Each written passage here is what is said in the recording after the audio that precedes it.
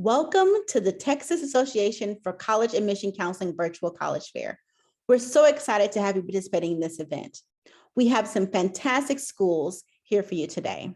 My name is Jessica, and I'll be your facilitator. Before we get started, I have a few housekeeping notes for us. Number one, your camera and your microphones are off, so the panelists cannot see or hear you. You can ask questions by using the Q&A button at the top of your screen to the presenters at any time. This is one of the many different sessions happening tonight and also tomorrow, so make sure you go back and check the schedule to sign up. This presentation is being recorded and will be available at strivescan.com/Texas. So now I'd like to turn it over to our first institution, Washington and Jefferson College. All right, hi everybody. I am going to kick us off today talking about W&J. I will go kind of quickly just so we can get through everything, but I'll leave my contact information as well so that you can follow up if you have any other questions. So where are we? We're located down in the bottom left-hand corner of the state of Pennsylvania, right here in Washington County, Pennsylvania. We are the county seat, so right in Washington where the college is, there's a lot of hustle and bustle, locally owned restaurants, shops, businesses, a weekly farmers market, a town newspaper. It's just very much that hometown feel, but we're also only about 25-30 minutes outside of the city of Pittsburgh. So we have that small town feel, small city feel of Washington. We have the big city feel of Pittsburgh, and pretty much everywhere in between is rural Pennsylvania. So lots of hiking, biking, kayaking, fishing, hunting, that kind of stuff too. Very close to some other large cities as well. So if you want to take a weekend road trip, or maybe the college will sponsor some weekend road trips. And here's a picture of downtown Pittsburgh if you're not familiar. We are known for a lot in Pittsburgh. It's the #1 travel destination for your generation, #1 city for young people. It's one of the top 25 college towns and a lot of other accolades. Just a brief history of the college. We were founded in 1781. We're one of the oldest colleges in the country. Obviously 1781 was a very long time ago, just after the founding of the country. 1865 is when we merged together into Washington and Jefferson College. We used to be two separate colleges. We're nicknamed the Presidents, and you'll see the words thriving together on pretty much everything that we do because that is our motto for the college. Academics, we are a liberal arts college. We have a 9-to-1 student faculty ratio. About 80% of our classes have less than 20 students in them. Most of our faculty members have terminal degrees, which means they have gone as far in their area of expertise as they possibly can. And a lot of our students will study abroad throughout their 4 years, which we'll get into in a couple slides. Here are all of the majors and minors that we have to offer. Every single student will take on at least 2 areas of study. However, all of our students come in undeclared. You're actually not even allowed to choose your major until the end of your freshman year, and you have until the end of your sophomore year to officially do so. Top 5 most popular: business administration, accounting, economics, political science, and psychology. But we are most well known for our pre-health and pre-law success. Here are our pre-professional programs: engineering, education, pre-health, and pre-law. Both pre-health and pre-law have had 90% placement into law schools, medical schools, and allied health schools for over 20 years now. Education, we've never had a student not pass the Pennsylvania teacher certification exams, and we have engineering partnerships with the schools listed, some of which are on this call. We also have something called the Magellan Project, which is unique to W&J, and it's an opportunity to design your own passion project anywhere in the world, and the college will actually fund you to complete that project. So there's some examples listed on the screen here. Our students have done a lot of really great things, both related to academics, related to their majors, and things that are just personal to them. We had a student who studied music in other countries. We've had students go to animal sanctuaries in other countries, or study their family heritage or where they came from. So you can really use the funding for anything, and there's a lot of great examples on how you can do that. You can also study abroad anywhere from 2 weeks to a full year, in addition to the Magellan Project. So if you're interested in studying abroad, you can do 4 J terms, which are 2-week mini semesters during the month of January, 4 full semesters or 2 full years abroad as early as first semester sophomore year, and 3 Magellan projects. So if it's something you want to do, you can do it early and often. Student life, we are a residential college. All of our students live on campus all 4 years, over 80 clubs and organizations, something for everyone. Academic organizations, athletic, community service, religious, special interest groups, literally something for everyone. Performing arts organizations. We have 26 NCAA Division III sports, men's and women's. We're part of the President's Athletic Conference, very competitive in all of the sports that we play. And then we also have a holistic advising process, which hopefully if we get to some of the questions at the end, I'll be able to talk a little bit more about. But as a first-year student and a senior student, you go through this holistic advising program with 4, if not more, mentors assigned to you. And during your sophomore and junior year, you still have those people too, but there's a little less programming involved. So you'll have 4 advisors assigned to you throughout your 4 years at W&J, making sure that you're doing everything you can do and need to do as quickly as possible. Here are some of the statistics I already shared with you. 97% are employed or continuing their education within 6 months of graduation, and we do have a 100% graduate school acceptance rate as well. Next steps, our application opens every year on August 1st. So if you're a senior, you can apply whenever you're ready. If you're a junior, you can apply next August. All we require is the application itself and a transcript. Everything else is optional. We've been test optional for about 10 years now, so nothing is going to change there. We do have our deadlines. However, we will review applications as they come into us based on the deadlines. So regardless of when or how you apply, you'll receive your admission decision in just about 2 weeks. Here are the scholarships that we offer. Every single accepted student will get one about a week after they receive their acceptance letter, based on mostly your transcripts or your high school GPA and any leadership that you have. If you choose to submit your test scores, those will play into the scholarship process as well. But like I said, test optional, no harm, no foul if you don't submit them. A couple important dates here for you. Every student receives that merit-based scholarship. 99% of our students also receive some type of federal financial aid, usually through the FAFSA. Average financial aid scholarship is about $30,000. And as you can see, you have until March 1st to submit your application and then May 1st to make your decision. So you definitely have some time. But like I said, I will put my contact information in the chat. Also, just want to let you all know that we do offer a visit grant. So if you visit the college virtually or in person, you will receive a $1,000 scholarship if you choose to attend. But thank you so much. Enjoy the rest of your evening. All right, thank you so much. So next up, we have University of Pittsburgh. That's me. Welcome everyone as I get my presentation going here.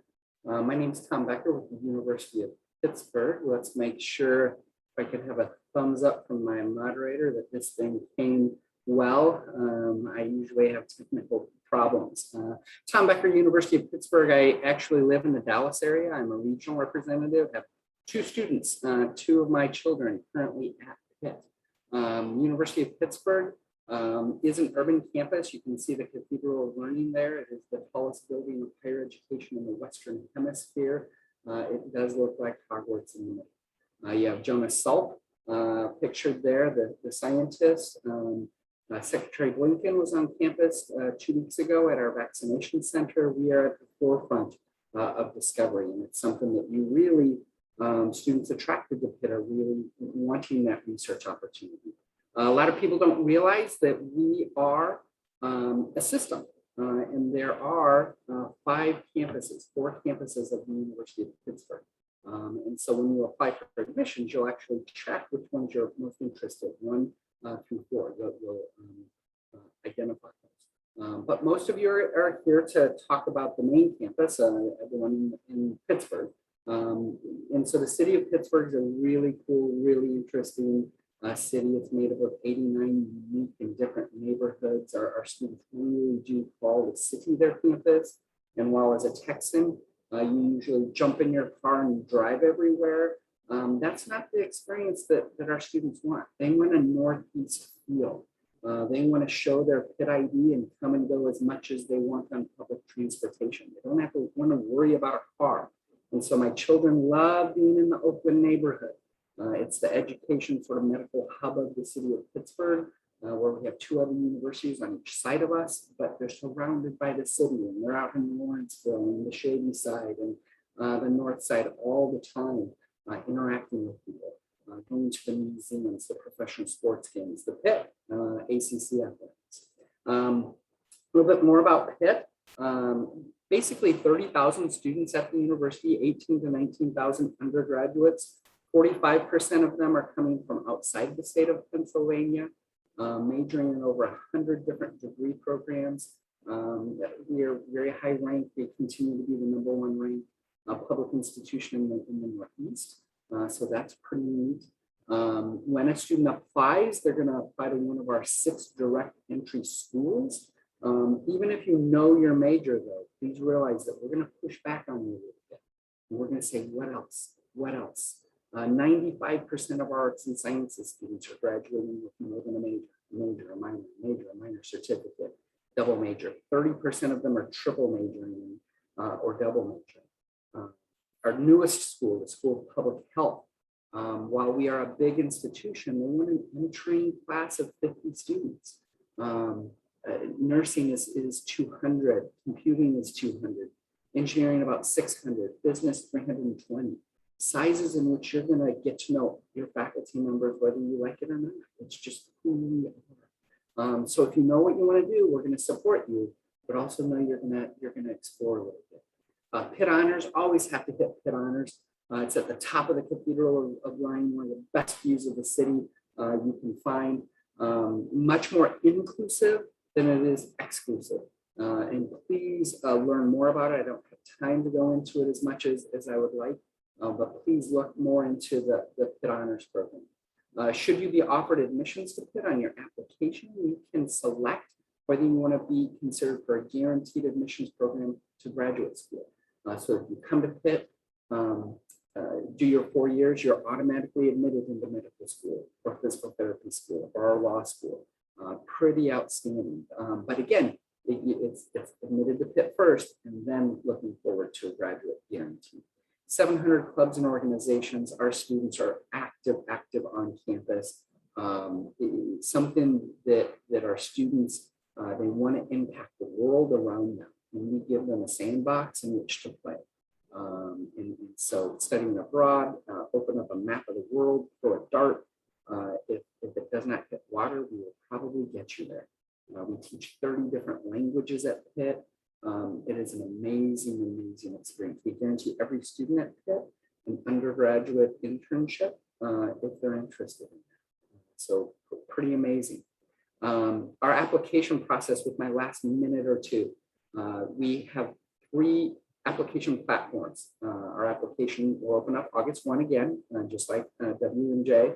The Pitt application, Common Application, Coalition application. 85% of our students apply via the Common App. You'll select where you want to be testing or test optional. We are fully test optional with admissions, with scholarship, with guarantee, with the Honors College. All of it is test optional if you would like. If you want to use your test, that's fine as well. It's just one factor in the admissions decision. You'll select your school, send us a self-report academic record, your high school transcript, $55 application fee, your essay, common application essay, or your personal statement, and we will make an admissions within 2 or 3 business days. Scholarships have to apply and have all of your materials into us by December 1. And this is me. And I think I'm right at my 5-minute mark. And so last thing is a call to action. If you're a senior, get your application in. If not, please come visit. And that is me. Thank you so very much. All right, thank you so much. So next up, we have the University of Cincinnati.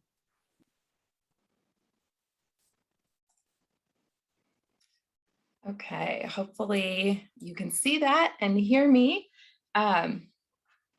Great. Okay. Hi, everyone. My name is Jen Sloan. I'm the Regional Enrollment Coordinator, actually based in Chicago for University of Cincinnati. I am here tonight on behalf of my colleague, Cameron Newton, who's based in Dallas and works with students throughout the state of Texas. He is home with a new baby for a few more weeks, so I'm happy to be here with all of you. University of Cincinnati is a large public research university. We are located obviously in Cincinnati, Ohio. We have about 27,000 undergraduate students and just about 47,000 students in total. So this number is from fall 2019, and we have continued to grow from there. We are about a 14 to 15 hour drive from Dallas, just for context. It's probably a little bit easier to fly, and the closest airport is located about 25 minutes from our campus. So very easy to be able to get back and forth. We are a very urban campus located about 2 miles from downtown Cincinnati. And a good thing to know about the campus is that you can't drive through it. So even though it's a big school, it's a very traditional on-campus experience with the city all around you. We offer over 350 different majors and programs in 9 undergraduate colleges. Just so you have a little bit of context of what we offer, I will go through our colleges really quickly. Our College of Nursing, College of Allied Health Sciences, College of Design, Architecture, Art, and Planning, College of Medicine, which actually has 2 undergraduate majors, our College of Engineering and Applied Science, College of Design, Architecture, Art, and Planning, College Conservatory of Music, our Lindner College of Business, College of Education, Criminal Justice, and Human Services, and our largest college, the College of Arts and Sciences. All of our programs are direct entry, so students do apply direct to their major. We do also have a very popular exploratory studies program as well. So if a student is truly undecided or just doesn't quite know how to narrow their interests, there are some options available as well. And the goal then being to transition into your major by your sophomore year. If there's one thing to know about University of Cincinnati, it's that we are committed to experience-based learning, and 100% of our students will participate in experiential learning or learning outside the classroom at some point during your time with us. We are best known for cooperative education, or co-op. We actually were the founders of co-op education back in 1906. So while all of our students will participate in some kind of experience-based learning, about 1/3 will participate in a required or optional co-op program. Co-op at Cincinnati is a full-time paid working experience that's built into students' academic semesters. So during the semesters they co-op, they are not paying tuition and they are not going to school. They're actually working full-time as a student in their field. An average co-op student earns about $10,000 per rotation. And our required or optional programs typically include 3 to 5 co-ops. So it's a really amazing learning opportunity as well as earning opportunity for our students. Some other types of experience-based learning you can see included here would be our clinical rotations. We have 4 hospitals on our medical campus across the street from our main campus, 6 in total within 2 miles of campus. Student teaching, we have great relationships with Cincinnati public schools and many are in walking distance of campus. We are a Research One institution with over $400 million of research happening on campus every year. Our conservatory is one of the largest producers of the fine arts in the state of Ohio. Service learning opportunities, capstone experiences, study abroad. In the last 5 years, our students have studied in over 65 different countries. So quite a few different opportunities. And of course, internships remain an opportunity as well. A little known fact, or maybe not one that everyone knows, we have the largest number of Fortune 500 companies per capita in Cincinnati of anywhere in the country. We are a very residential campus. About 83% of our freshmen live right on our main campus. After freshman year, you're welcome to live off campus if you choose, and many of our students will move into the neighborhood right around the campus. And it is very, very walkable to campus itself. We have over 500 different student organizations and clubs, over 70 different cultural organizations. There are so many different ways to get involved, and you don't have to love any one specific thing to be able to find your fit at Cincinnati. We are Division I for athletics. We have over 30 club sports. Intramurals are of course very popular, and we are really enjoying celebrating our #2 Bearcats in football this season as well. A couple other good things to know about Cincinnati. It is consistently ranked a top 25 city for young people and a top 5 most affordable city. For the application, we actually this year will take official transcripts, of course, but they don't have to be official. They can be unofficial, or they can submit the self-reported academic record. Test scores are optional for everyone but our College of Nursing and our early childhood education program. So those 2 do require a test score. Everyone else, including our honors program, is fully test optional this year. The Common App will ask you if you would like to submit a test score or not. And if you say no, we won't ask anything else. If you say yes, it has to come directly from College Board or ACT to be considered official. Common App is the only way to apply, and 1 letter of recommendation is optional. December 1st is our early action deadline. Everything has to be received by December 1st to be considered meeting that deadline. But as long as you do that, you will automatically be considered for merit scholarships. Some of them you will see listed here, as well as considered for our honors program. So no separate application for those 2 things. We are currently open for traditional in-person visits and open houses. So we would love to have you on campus. And I feel like there was one more thing I was going to say. Oh, just so you know, I know a lot of people are really struggling this year with what they should do with test optional. About 40% of our students applied test optional last year. So please know that that's a really wonderful option if that's something that would work well for you. Thanks so much for your time. Thank you so much for sharing. So next up, we have Otterbein University. Hi, I'm going to share my screen, so hopefully it works. All right, am I good to go? All right, cool. Well, welcome. My name is Sarah Gaskell, and my coworker Mackie Cameron is also here. If you have any questions, just throw that in the Q&A and we can get to those. So Otterbein University is a small liberal arts college, private college outside of Columbus, Ohio, in a cute college town called Westerville. So you're in Westerville, but you're about a 10-15 minute drive from downtown Columbus, where there's a lot going on as well. And just as they had said about Cincinnati, there is an airport nearby. So flying from Texas to Ohio wouldn't be an issue. But we pride ourselves in our really small class sizes. We have about 2,700 students on campus, and we have over 60 majors that these students are in. And our faculty to student to faculty ratio is 13:1. Our average class sizes are 18 to 20, which we think is great because your professors really get to know you. You get to know your professors. They know when you miss class. They know when you're struggling. They can be your mentors and helpful. Also, they're your mentors through getting you to immersive experiences, as well as making a plan for your future life after Otterbein. So a little bit about Columbus, since you're not from Ohio. We are the 14th largest city in the US, and we have everything from shopping to the art scene if you're into Broadway or comedy. We have professional and minor league sports teams, and we have a lot of cool festivals. I know I just went to a food truck festival that was great. But what we think is even better about Columbus is that being 10 to 15 minutes away, you have great opportunities for internships at some of the big companies, JP Morgan Chase. We have a plethora of hospitals that a lot of our nursing students go into. So it's just a great opportunity to get involved. But let's say you're not interested in going to Columbus. We think you'll really love Westerville. And it's a really small, quiet college town. It's really safe, definitely walkable.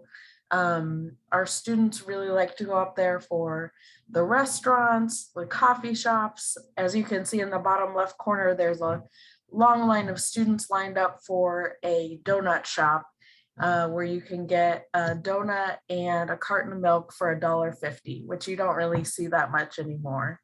We also have a lot of cool hiking and biking trails, and it's just a great place to be and to go to college. And as we look a little closer on campus, for a small college, we have over 100 clubs, which is really great. And you can get involved in things such as Greek life or intramural sports, or things that have to do with like, I'm blanking on this, study abroad, and so many other opportunities that we have at Otterbein. We also have Division III sports. So if you're interested in sports, both watching or playing, that can be an opportunity for you. We also have some great offices like the career services and student success, where you can work on getting your resume ready or practicing for interviews. So we have a lot of great places like that, as well as accessibility services. So as a private college, it can be expensive when you look at the sticker price, but I don't want you to worry, because you will not be paying the over $45,000 that you see on the screen right now. We receive over $35.6 million in merit scholarships and grants, and our students 99% receive funding and do not pay anywhere near that. We are really committed to affordability, especially as a private school. And even though you live out of state in Texas, there is no out of state tuition because we are a private school. We have a lot of scholarships. The Opportunity Scholarship on the left doesn't apply to you because it's only for Ohio residents, but we do have academic awards for GPA test scores. We have full and half tuition scholarships, as well as talent and participation awards if you're into things like marching band or theater, music, and so you can get awards for that. And then we have additional scholarships and awards as well. So how do you apply? We are on the Common App, and we require a 250-word minimum essay. And we also require your official high school transcripts. Optional this year is testing. So ACT or SAT scores are optional, but if you do have them, we would suggest sending them in. Another option is a letter of recommendation, which of course you do not have to send in, but it would be helpful. And then I do want to point out on the right side of the screen that the honors program, education program, engineering, nursing, or if you participate in Scholars Day, you do need to submit an ACT or SAT score. Otherwise, you do not. So just to end up, priority scholarship deadline is December 15th. And if you apply by then, you have the chance to get all the scholarships you're applicable for. So application's open now, so please apply. Thank you so much. Thank you. So next up, we will have Miami University. Fabulous. Hello, everyone. My name is Larissa Marple with Miami University, located in Oxford, Ohio. I am really thrilled to be here with you today. For those of you that are not familiar, Miami University is a four-year public institution in the state of Ohio, about 45 minutes north of Cincinnati, kind of in the southwest corner. We are a campus of nearly 20,000 undergraduate and graduate students, with students from 47 states and 75 different countries. Even though our undergraduate population is about 17,000 undergraduate students, our average class size is only 30. So you get a really good balance of that large school spirit, big school feel, but it's definitely going to feel like a smaller institution when you're in your academic environment, and we really focus on keeping those class sizes small. Additionally, we are considered an original public Ivy institution. This is a list that started coming out in the 1980s that identifies public institutions that are providing an exceptional college experience at a public school price. Miami University has consistently been on that list since it was provided. A lot of that is due to that small academic environment. Our professors are wonderful. In fact, they are ranked top 10 in the country for undergraduate teaching. And that just means that they're teaching all of their classes. It's a really hands-on academic environment. You're going to know your professors. We don't have teaching assistants or graduate students that are teaching classes. It is always that full-time tenured professor. So you're getting some really excellent experience in that undergraduate academic environment. Outside of the classroom, we really encourage students to get involved. We have over 600 student organizations on campus, and I would say on average, students are involved in 2 or more organizations outside the classroom. It is definitely something that is encouraged. We really focus on your leadership potential. We want to make sure that you are a well-rounded student when you graduate, so that no matter what your career choice is, you can go out and be successful. We also have over 50 club sports teams, multiple intramural teams, and then 19 Division I varsity sports teams as well. We are part of the Mid-America Conference, and all of our games that are on campus are free for students. They're included in your tuition. We are most known for our ice hockey, but we have your more traditional football, basketball, baseball, etc. as well. Regarding study abroad, 50% of our students will study abroad before they graduate Miami University. So 1 in 2 students We are ranked top 5 amongst for study abroad participation amongst public doctoral institutions. And one of our favorite places to send students is Luxembourg. This is a picture of our chateau in Luxembourg that we own and operate. It is all Miami University faculty, staff, and students. It's just one option, but there are over 90 different countries that you can choose from to attend. Additionally, we send students all over the world upon graduation. So whether you want to stay in the United States, you want to come back to Texas, you're interested in one of the larger cities, or you want to go globally, go abroad for a little while, we will make sure that you are successful no matter where you go moving forward. One of our favorite quotes that we love to share is from a past president. And for those of you that aren't familiar, Oxford, Ohio, like I said, is that true college town. So as you can see here, it has red brick roads. Everything is walking distance, but there's not really a major highway that comes to us. You kind of have to attempt to get to us. You're not going to stumble upon us by accident. So one of our favorite quotes from a university president is, all roads don't lead to Oxford. To get here, you have to want to get here. But once you're here, you never want to leave. On Miami's campus, students live on campus for 2 years. It's residential and it has that really tight-knit community. But even after that, when students do move off campus into the town of Oxford, everything is super close by. Everything really warrants that tight-knit community all 4 years that you are in Oxford, Ohio. So now a little bit about scholarships. As you can see here, we have a scholarship grid for our out-of-state students. If you have a 3.5 weighted GPA or higher, you're going to get merit scholarship as long as you apply by December 1st. So you want to make sure that you are getting that application in early.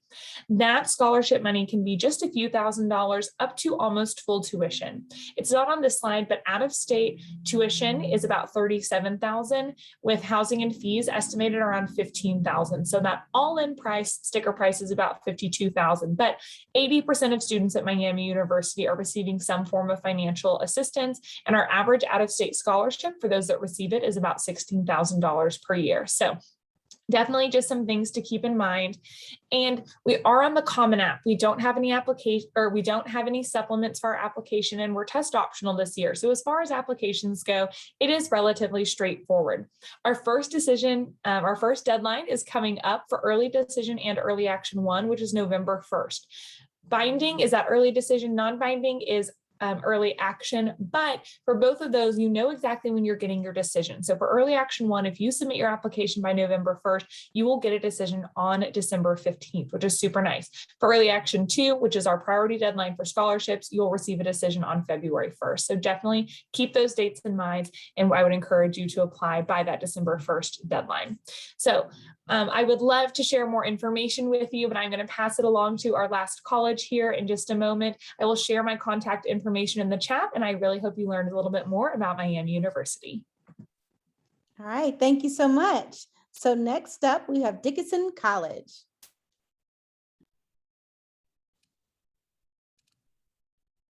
Awesome. Okay. Is my screen sharing?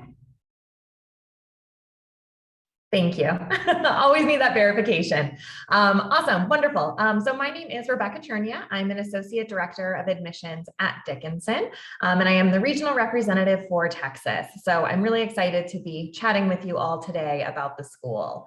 Dickinson is a small liberal arts college located in central Pennsylvania, specifically Carlisle. So we're about 30 minutes south of Harrisburg, and Harrisburg, if you are to fly into campus, that is the airport that you would be going to. So 30 minutes south of Harrisburg, and then 2 hours away from DC, Baltimore, and Philly, and then 3.5 hours away from Washington, DC.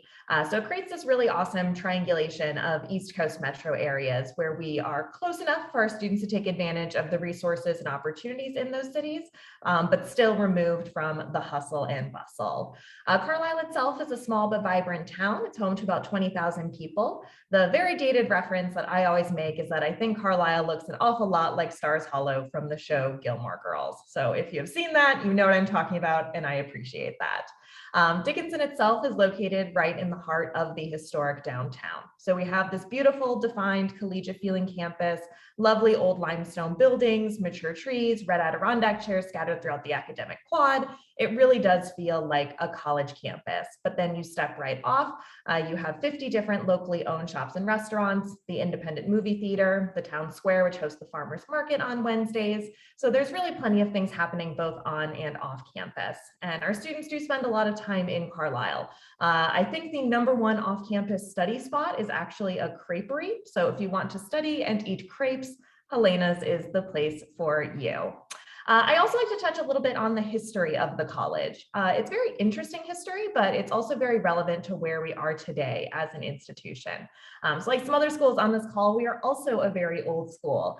We were formed 6 days after the signing of the Treaty of Paris. And that is not a coincidence, that was by design. Our founding fathers knew we needed a new type of higher education to educate new leaders for this new country. So that is kind of the impetus for our creation.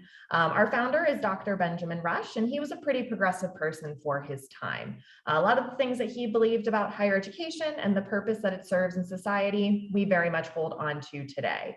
So one thing you'll hear people talk about is Dickinson's commitment, or the 4 pillars. And the 4 pillars are the basis of a Dickinson education. So no matter what a student wants to study, no matter what they want to do in life after graduation, we want to make sure they walk away being future focused, global, sustainable, and engaged. Like I said previously, we are a liberal arts college, so our programs are very much in the liberal arts college vein. In terms of raw numbers, International Business and Management usually has the highest number of graduating seniors each year. We are quite well known for our English, history, political science, law, and policy programs. But at the same time, 1/3 of our students are science majors, and we're also very well known for our environmental science program. So we really do embrace the full spectrum of the liberal arts and sciences. As far as our student body goes, we have a little over 2,300 students, which I think is right in the sweet spot. So it's small enough where you get these fantastic student support numbers that you see here on the slide. Average class size is 14 students. Student to faculty ratio is 8:1. So our faculty really do pride themselves on getting to know students on a personal level. Our classes are discussion-based, collaborative, hands-on. If those are the kind of the experiences that you're looking for, you maybe appreciate in your high school experience, that is something that you will like about Dickinson as well. But we are not so small that you're going to meet everyone within the first week. You will still get to graduation, and they're going to call the names of people that you have never seen before in your entire life. So again, like I said, right in that sweet spot. As far as our student population goes, 80% of our students do come from outside the state of Pennsylvania. We have representation from almost all 50 states. We are still working on the Dakotas, so if you know anyone from there, please let me know. And then 15% of our students are true international students, representing about 50 different countries around the world. And then on top of that, an additional 1/4 of our students do identify as a minority or a student of color. So I think that really enhances the tapestry of the college experience. You know, students are going to class with other students from all different walks of life, with all different kinds of stories. And again, I think that really enhances the college experience. I love the way my colleague describes Dickinson. He describes it as a school with East Coast academics and a West Coast community. So East Coast academics in the sense that our programs are very rigorous. It is what we are known for, but West Coast community in the sense that our students are very supportive, friendly, and inclusive. They're certainly ambitious with plenty of goals, but they're not competitive or cutthroat. I do very quickly want to touch on 2 of those 4 pillars that I mentioned earlier. So one of those pillars being global. Global means a few different things to us at Dickinson. You see it in the diversity of our student body, like I mentioned, in our foreign language requirement. So all students do need to study a foreign language at Dickinson, in the diversity of our courses and curriculums, and then of course in our wide variety of study abroad programs. So 65% of our students do study abroad, and we have excellent percentages of science majors, student athletes, and first-generation students studying abroad as well. As far as sustainability goes, I did mention that it's one of our pillars as well. If you're looking on any green schools or cool schools list, Dickinson is going to be there. Last year, we did accomplish our nearly decade-long goal of becoming one of the first carbon neutral colleges in the country. So we are incredibly proud of that. I think one of my favorite sustainability initiatives is the Dickinson Farm. So the farm is within, I would say, biking distance of campus. So not right next door, but not too far away either. And that creates some really cool volunteer opportunities for our students. Just to really quickly touch on our admissions process, because I got 20 seconds and that 6 minutes goes fast. We do only accept the Common App. We have a very holistic review process and we are test blind. So for admissions, we are not looking at test scores for any student for any reason. I know I covered a lot and I know there's much more to be covered, so I look forward to answering your questions in the chat. All right, thank you so much. So if I could ask all of my presenters to come back on the screen. I have a few questions I would love for you to answer for our guests who are here. When you're thinking about what happens next, what advice would you give to someone going through the college search process? And we're going to answer in the same order that we presented. So I never get to go first. This is exciting, but my advice now is to definitely take advantage of the one positive that COVID has given us, which is all of these virtual events that most of the schools are doing now. I know at WNJ, we're doing a virtual event with every in-person event, plus we're doing virtual one-on-one visits, we're doing AR visits. So definitely before you decide to pack a bag, get on a flight and fly across the country to go to visit a school, take a look at it online, meet with some people, talk to some people. You can even meet with current students on different things like Zeme or other apps that different colleges use. So take advantage of all of those opportunities before you come to campus. Oh, I would say if you're a senior, don't be afraid to press the submit button on that application. You're not, all you're doing is keeping your options open as long as you're not in an early decision. And if you're a parent, strap on, because this is a ride. This is a process that you're going to be going through. And there's going to be lots of emotion, but you'll get through it. You'll get through it. I would say I know that there's a lot of anxiety around this process, but try to have fun with it too.